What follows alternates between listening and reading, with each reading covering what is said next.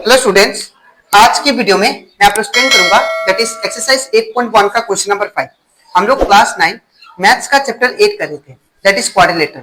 इसके पिछले वीडियो में मैंने आप लोग को एक्सरसाइज 8.1 का क्वेश्चन नंबर 1 से लेके 4 तक जो भी क्वेश्चन था वो सारा एक्सप्लेन कर दिया था, ठीक है। और इसी के साथ साथ मैंने आप लोग को चैप्टर 8 का जो इंपॉर्टेंट थ्योरम था और मैंने आप लोग को दैट इज चैप्टर 8 का example question that is example 1 and example 2 वो भी मैंने आप लोग को एक्सप्लेन कर दिया डिटेल में। तो अगर आपको इस चैप्टर का इंपॉर्टेंट थ्योरम और एग्जांपल क्वेश्चन अच्छे से सीखना है तो आप लोग उसको मेरे यूट्यूब चैनल में जाकर उसको देख सकते हो, ठीक है। इसी के साथ साथ अभी तक मैंने क्लास 9 मैथ्स का chapter revision chapter 1, chapter 2, chapter 3, chapter 4 and chapter 6 and chapter that is 7 and chapter that is 12 and chapter that is 14, इन सभी चैप्टर का जितना भी एक्सरसाइज क्वेश्चन था और जितना भी एग्जांपल क्वेश्चन था वो सारा एक्सप्लेन कर दिया, ठीक है। तो अगर आपको सारा इन सभी चैप्टर का एग्जांपल क्वेश्चन और एक्सरसाइज क्वेश्चन अच्छे से सीखना है तो आप लोग उसको मेरे YouTube चैनल में जाके उसको देख सकते हो, ठीक है। मैंने हर एक चैप्टर का प्लेलिस्ट बना के अपलोड कर दिया, ठीक है। तो स्टार्ट करते हैं आज का क्लास। यहाँ पे हम लोग को एक्सरसाइज 8.1 का क्वेश्चन नंबर 5 में दिया गया है that is show that if the diagonals of a quadrilateral are equal and bisect each other at right angle then it is a square। हम लोग को ये शो करना है कि अगर मान लीजिए आपके पास एक क्वाड्रिलेटरल है, ठीक है। तो सपोज मेरे पास ये क्वाड्रिलेटरल सपोज कर लेते हैं, ठीक है। ये हमारे पास एक क्वाड्रिलेटरल हो गया, ठीक है। That is A B C D. तो ए बी सी डी इसको थोड़ा बड़ा बना लेते हैं हम लोग, ठीक है। तो यहाँ पे ये सपोज मेरे पास एक क्वाड्रिलेटरल हो गया ए बी और यहाँ पे सी और यहाँ पे डी। तो A B C D quadrilateral हो गया। अब यहाँ पे बोला जा रहा था आप लोगों को that is so that if the diagonals of a quadrilateral are equal. अब इसमें बोला जा रहा है कि जो डायगोनल्स है ये क्वाड्रिलेटरल में वो इक्वल है, ठीक है। तो ये वाला जो डायगोनल है दैट इज बी डी, ठीक है, वो इक्वल है किससे? दैट इज ए सी से। ए सी डायगोनल का इक्वल, ठीक है। तो ये BD और AC ये दोनों डायगोनल्स क्या है? आपस में इक्वल है, ठीक है। और एंड बाइसेक्ट ईच अदर, दोनों क्या कर रहे हैं? बाइसेक्ट कर रहे हैं। बाइसेक्ट मतलब ये क्या कर रहे हैं? दो इक्वल पार्ट में क्या कर रहे हैं? अपने आप को कट कर रहे हैं। दैट इज OA जो है वो किसके इक्वल है? OC का। एंड OB जो है वो किसके इक्वल है? OD का, ठीक है। तो बाइसेक्ट भी हो गया। और यहाँ पे बोला जा रहा था कि bisect each other at right angle. तो यहाँ पे जो एंगल बन रहा है वो कितना बन रहा है? 90 डिग्री। ये भी 90, ये भी 90, ये भी 90। ये चारों एंगल कितना दिया आप लोग को? 90 डिग्री, ठीक है। तो सबसे पहले हम लोग क्या करेंगे? जो गिवन है उसको लिख लेते हैं, ठीक है। तो यहाँ पे सॉल्यूशन मान लेते हैं ABCD क्या है? क्वाड्रिलेटरल, ठीक है। तो let ABCD is a quadrilateral, ठीक है। ABCD क्या है? क्वाड्रिलेटरल। और आपको क्या दिया था कि जो AC डायगोनल है वो किसके इक्वल है? BD का, ठीक है। इन विच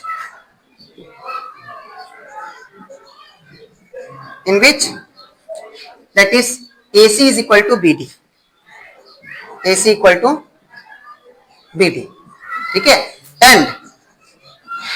एंड और क्या दिया था कि जो दोनों डायगोनल से ये आपस में आप लोग को क्या कर रहे हैं? यहाँ पे बाइसेक्ट कर रहे हैं। तो अगर दोनों डायगोनल बाइसेक्ट कर रहे हैं तो इसका मतलब क्या होगा? ये जो होगा दैट इज OB किसके इक्वल होगा? OD का, ठीक है। और OA किसके इक्वल होगा? OC का। तो लिखेंगे OB is equal to OD and OB is equal to OD। और क्या लिखेंगे? That is OA is equal to OC, ठीक है। इतना हम लोग को गिवन था। इतना करने के बाद और आप लोग को ये भी चीज गिवन था कि अगर ये बाइसेक्ट तो कर रहे हैं लेकिन कितना एंगल में? दैट इज राइट एंगल में। दैट इज ये चारों एंगल कितना है? 90 डिग्री। तो लिखेंगे क्या हम लोग? एंगल DOC,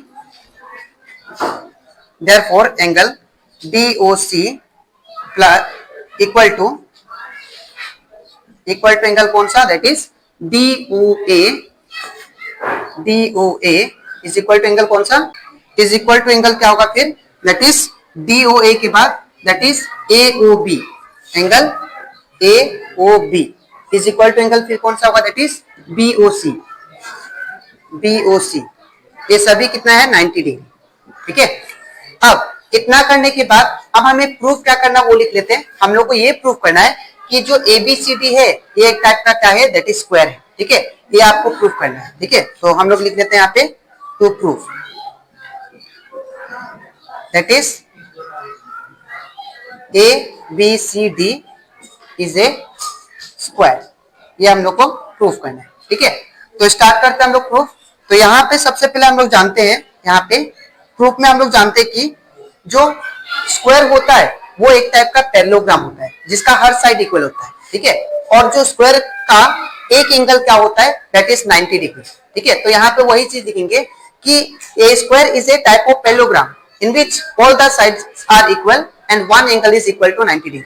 वही चीज, बिकॉज एक स्क्वायर जो भी होता है, मैंने आप लोगों को इंट्रोडक्शन पार्ट में समझाया था कि स्क्वायर एक टाइप का पैरेललोग्राम है। ठीक है, जिसका हर सभी साइड क्या होता है, इक्वल होता है, और एक एंगल क्या होगा, दैट इज 90 डिग्री। ठीक है, तो यहाँ पे क्या लिखेंगे, we know date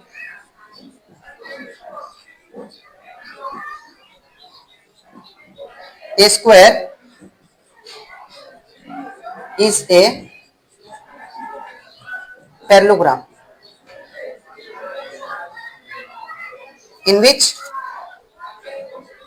which all sides are equal and one angle is equal to 90 degree. तो जो मैंने आपको बताया वही लिखा मैंने कि जो स्क्वायर होता है वो एक टाइप का क्या होता है, पैरेललोग्राम होता है जिसका सभी साइड क्या होता है, इक्वल होता है, और उसका एक एंगल क्या होता है 90 डिग्री। तो अगर मैं क्या करूं, अगर ये फिगर को ये सभी साइड इक्वल प्रूफ कर दूं और कोई भी एक एंगल 90 डिग्री का इक्वल निकाल दूं, तो मैं क्या बोल दूंगा, ये फिगर क्या होगा, दैट इज ये क्वाड्रिलेटरल होगा आपका, दैट इज स्क्वायर। ठीक है, तो स्टार्ट करते हैं। मेरा काम क्या है, सबसे पहले सभी साइड को इक्वल प्रूफ करना। ठीक है, तो जब सभी साइड इक्वल आ जाएंगे और एक एंगल अगर 90 डिग्री का इक्वल आ जाएगा तो हम लोग क्या बोल देंगे, ये क्या है, एक टाइप का स्क्वायर। ठीक है, तो स्टार्ट करते हैं। तो सबसे पहले हम लोग दो ट्रायंगल यहाँ पे उठाएंगे, that is in triangle that is AOB and triangle BOC। ठीक है, ये दोनों ट्रायंगल को कॉन्ग्रुएंट प्रूफ करेंगे और दोनों ट्रायंगल को कॉन्ग्रुएंट प्रूफ करने के बाद में ये साइड और ये साइड बाय CPCT रूल से हम लोग क्या करेंगे, इक्वल बता देंगे। ठीक है, तो यहाँ पे लिखेंगे in triangle AOB and triangle दूसरा दैट इज BOC। अगर इन दोनों ट्रायंगल को अगर आप लोग ध्यान से देखो तो यहाँ पे सबसे पहला चीज, यहाँ पे ये जो है दैट इज OA, वो किसके इक्वल है, OC का। ठीक है, ट्रायंगल AOB में OA जो साइड है और ट्रायंगल BOC में जो OC साइड है, ये दोनों क्या है, आपस में इक्वल है, जो कि मैंने गिवन से लिखा है, OA is equal to OC। ठीक है, तो यहाँ पे लिखेंगे OA is equal to OC, क्या लिखेंगे यहाँ पे, गिवन रीजन में। ठीक है, दूसरा बात, अगर आप लोग ध्यान से देखो तो यहाँ पे ये एंगल कितना है, 90 डिग्री। ठीक है, और ये भी एंगल कितना है, 90 डिग्री। ठीक है, दोनों एंगल 90 डिग्री है। एंगल AOB इक्वल टू कितना है, 90, और एंगल BOC भी कितना है, 90। तो यहाँ पे दोनों एंगल 90 है, तो यहाँ पे क्या लिख देंगे आप लोग रीजन में, पहला that is therefore angle that is AOB is equal to angle which one, BOC, क्या लिखेंगे, इज 90 डिग्री। ठीक है, ये दूसरा रीजन हो गया। तीसरा रीजन अगर आप लोग ध्यान से देखो, ये दोनों ट्रायंगल में ये जो साइड है दैट इज OB, ये दोनों ट्रायंगल में आ रहे हैं, तो OB क्या होगा, कॉमन साइड होगा दोनों का। ठीक है, तो OB इक्वल टू क्या लिखेंगे, OB equal to OB common side. इतना करने के बाद मेरे पास तीन कंडीशन आ गया। तो अगर मेरे पास तीन कंडीशन आ गया तो हम लोग क्या बोल सकते हैं, therefore we can say triangle this is congruent to this one. ठीक है, triangle AOB is congruent to triangle which one, that is BOC। By कौन सा रूल, बाय, देखिए यहाँ पे साइड, एक साइड आया, दूसरा एंगल, फिर तीसरा साइड, तो by side angle side congruency, congruency, ठीक है। अब तो अगर ये दोनों ट्रायंगल आपस में कॉन्ग्रुएंट है तो इसका कॉरेस्पॉन्डिंग साइड भी क्या होगा, आपस में equal, because by CPCT rule से हम लोग जानते हैं कि अगर दो ट्रायंगल आपस में कॉन्ग्रुएंट होते हैं तो इनका कॉरेस्पॉन्डिंग साइड्स क्या होता है, आपस में इक्वल होता है। तो हम लोग क्या लिखेंगे, A B is equal to B C, A B is equal to B C by कौन सा rule, CPCT, that is corresponding part of congruent triangle, ठीक है। अब इतना करने के बाद अब मैं क्या करूंगा, इसको इक्वेशन 1 मान लूंगा, ठीक है। अब इतना करने के बाद सिमिलरली अगर देखो आप लोग ध्यान से, तो यहाँ पे दोनों ट्रायंगल को कॉन्ग्रुएंट प्रूफ के मैंने ये दोनों साइड आपस में इक्वल ला दिया, ठीक है। तो सिमिलरली हम लोग ये भी कर सकते हैं कि ये दोनों ट्रायंगल, दैट इज ये triangle AOB, similarly triangle AOB जो होगा वो किसके कॉन्ग्रुएंट होगा, इसका हम लोग दोनों का प्रूफ मान लेंगे, ठीक है। जैसे कि मैं फिर से समझा रहा हूं, जैसे कि ये दो ट्रायंगल आपस में मैंने कॉन्ग्रुएंट प्रूफ करके ये साइड इक्वल टू ये साइड निकाला। सिमिलरली हम लोग क्या कर सकते हैं, ये दोनों ट्रायंगल को लेके कॉन्ग्रुएंट प्रूफ करके ये साइड इक्वल टू ये साइड प्रूफ कर सकते हैं, ठीक है। तो यहाँ पे वही लिखेंगे हम लोग, सिमिलरली लिख के ट्रायंगल AOB जो होगा, AOB यहाँ पे ट्रायंगल लिखना पड़ेगा, ट्रायंगल AOB जो होगा वो क्या होगा, कॉन्ग्रुएंट होगा ट्रायंगल किससे, दैट इज AOD से, ट्रायंगल AOD से, ठीक है। जैसे ये दोनों ट्रायंगल आपस में कॉन्ग्रुएंट आ गए, वैसे ये दोनों ट्रायंगल भी आपस में क्या होंगे, कॉन्ग्रुएंट, इसलिए वही लिखा triangle AOB is congruent to triangle AOD, ठीक है। तो यहाँ पे दोनों ट्रायंगल कॉन्ग्रुएंट होंगे तो क्या होगा, ये साइड और ये साइड आपस में इक्वल होंगे, तो लिखेंगे हम लोग AB is equal to AD, AB is equal to AD, इसको हम लोग मान लेंगे equation, that is by CPCT, इसको मान लेंगे इक्वेशन 2, ठीक है। In the same way similarly हम लोग क्या मान सकते हैं, ये ट्रायंगल और ये ट्रायंगल ये दोनों आपस में क्या होंगे, कॉन्ग्रुएंट, सिमिलरली इसको भी हम लोग प्रूफ कर सकते हैं, ठीक है। यहाँ पे भी सेम लिखेंगे, similarly triangle that is BOC और is congruent to triangle which one, that is DOC, ठीक है। ये दोनों ट्रायंगल आपस में क्या गए, कॉन्ग्रुएंट, हम लोग प्रूफ कर सकते हैं सिमिलरली, ठीक है। तो अगर ये दोनों ट्रायंगल आपस में कॉन्ग्रुएंट होंगे तो इनका कॉरेस्पॉन्डिंग साइड भी क्या होगा, आपस में इक्वल, तो we can say BC is equal to CD, BC is equal to CD by कौन सा रूल, CPCT, ठीक है। इसको मान लेते हैं इक्वेशन 3, ठीक है। अब हम लोग इक्वेशन 1, 2 और 3 से क्या मिलता है वो देखिए आप लोग, ठीक है। तो हम लोग यहाँ पे लिखेंगे फ्रॉम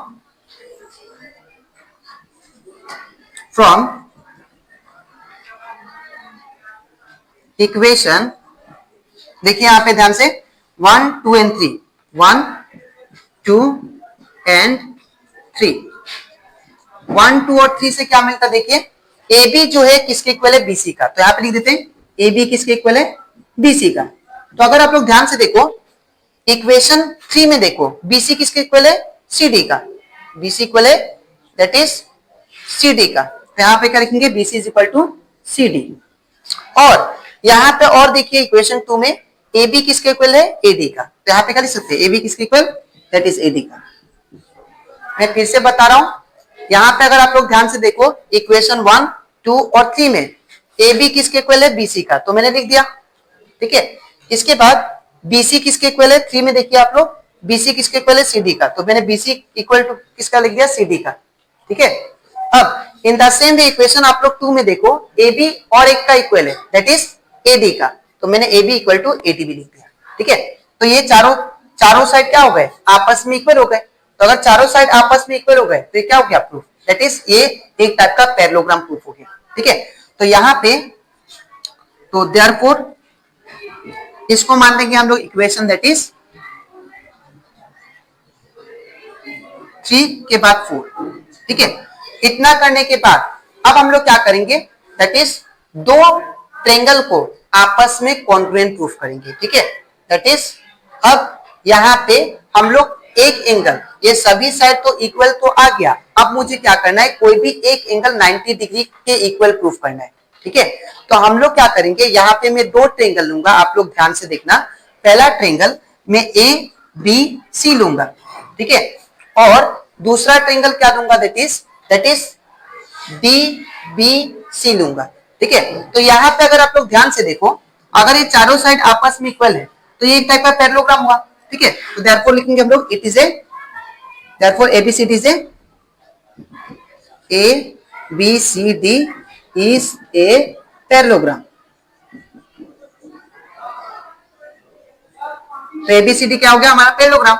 और हम लोग जानते हैं पैरेललोग्राम का प्रॉपर्टी क्या होता है कि ऑपोजिट साइड्स क्या होता है, पैरेलल होता है, ठीक है। तो अगर एबीसीडी पैरेललोग्राम है तो इसका ऑपोजिट साइड्स क्या होता है, पैरेलल। तो लिखेंगे हियर जो AB हुआ किसके पैरेलल होगा, BC का, ठीक है। AB किसके पैरेलल, BC का। तो यहां पे लिखेंगे AB parallel to BC and यहां पे एंड के बाद दूसरा भी साइड्स, ऑपोजिट साइड्स क्या होंगे, parallel. That is AD is equal to, that is BC, AD is parallel to BC, ठीक है। इतना करने के बाद अब मैं क्या करूंगा, दो ट्रेंगल लूंगा और दो ट्रेंगल लेके दो एंगल को आपस में इक्वल प्रूव करूंगा, ठीक है। तो मैं ट्रेंगल लेता हूं ए बी सी, ठीक है। तो in triangle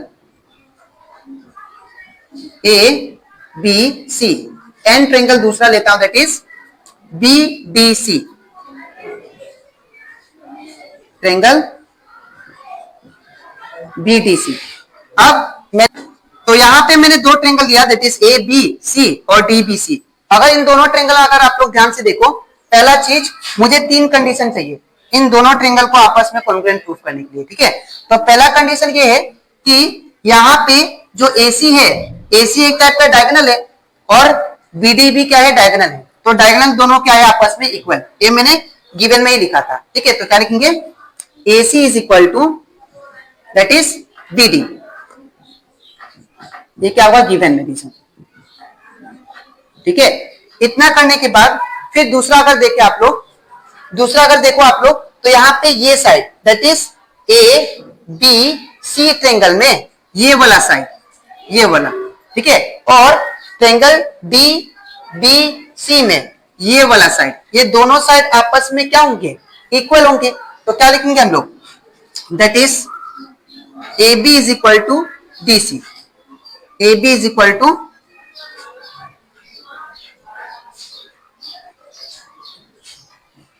AB is equal to, that is DC, ठीक है। और ये दो कंडीशन मिल गया मुझे, और मुझे एक कंडीशन चाहिए, ठीक है। तो और एक कंडीशन करने के लिए अगर आप लोग ध्यान से देखो तो यहां पे ये वाला साइड, ठीक है, और इसमें ट्रेंगल डी सी बी में, ठीक है, ये वाला साइड, ये दोनों साइड क्या हो रहा है, कॉमन आ रहा है।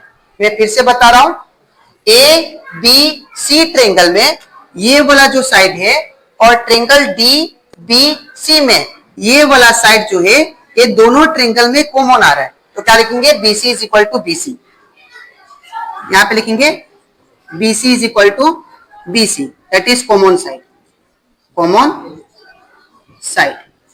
तो यहाँ पे मुझे तीन कंडीशन मिल गया। तो तीन कंडीशन से हम लोग, अब इसके बाद मैं यहाँ पे करता हूं, ठीक है,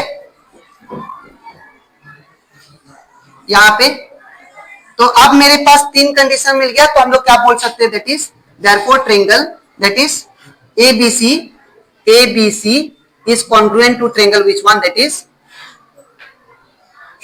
BDC बाय कौन सा रूल, बाय वी कैन से, देखिए यहाँ पे तीनों साइड आया, तो क्या लिखेंगे, साइड साइड साइड कॉन्ग्रुएंसी,